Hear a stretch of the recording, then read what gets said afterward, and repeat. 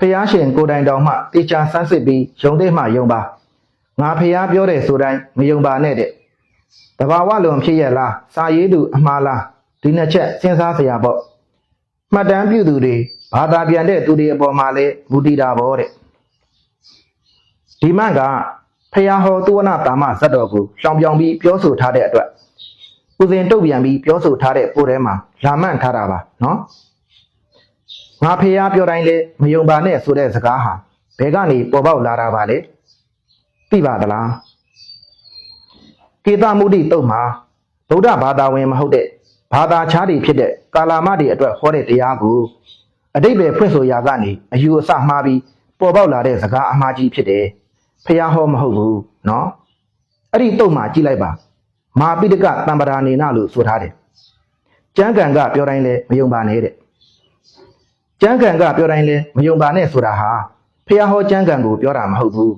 ကာလာမတွေရဲ့ကျမ်းဂန်ကိုပြောတာနော်အဲ့ဒါကိုအထာကထာကဆက်ပြီးဖွင့်တယ်အမာကံပိဋကတန်တိယာတတ္တိန်သမေတိတိမာကနိဋ္ဌတဲ့အမာကံလို့ဆိုထားတယ်အမာကံဆိုတာငါတို့ရဲ့တဲ့ငါတို့ရဲ့ဆိုတာကာလာမတွေရဲ့လို့ပြောတာမြတ်စွာဘုရားကကာလာမတွေရဲ့နေရာမှာနေပြီးကာလာမတွေရဲ့နံစားကိုသုံးပြီးတော့ကာလာမတို့ငါတို့ရဲ့ကျမ်းဂန်ကပြောတာမှအမှန်ဖြစ်တယ်ဆိုပြီးမင်းတို့မယူဆလိုက်ကြနဲ့လို့ပြောတာနော်အဲ့ဒါကိုဗုဒ္ဓဘာသာဝင်တွေကဘာသာခြားတွေအတွက်ဟောတဲ့တရားကိုကိုရှုထောင့်ကနေကြည့်ပြီးလွဲမှားတဲ့အဓိပ္ပာယ်ကိုယူလိုက်တဲ့အခါမှာအခုလိုလွဲမှားတဲ့စကားကြီးပေါ်ပေါက်လာတာဗုဒ္ဓဘာသာဝင်တယောက်ဖြစ်ပါရဲ့နဲ့ဖျားအပေါ်မှာတန်တရားဖြစ်နေသေးတယ်ဆိုရင်အဲ့ဒီလူဟာဗုဒ္ဓဘာသာဝင်စစ်စစ်မဟုတ်ပါဘူးမိယိုးဖလာဗုဒ္ဓဘာသာပဲဖြစ်ပါတယ်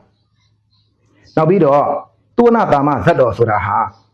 ပေါလုပဲသာလျှောက်ပြီးရေးချိန်ရရေးထားတဲ့ဇတ်တော်မဟုတ်ဘူးနော်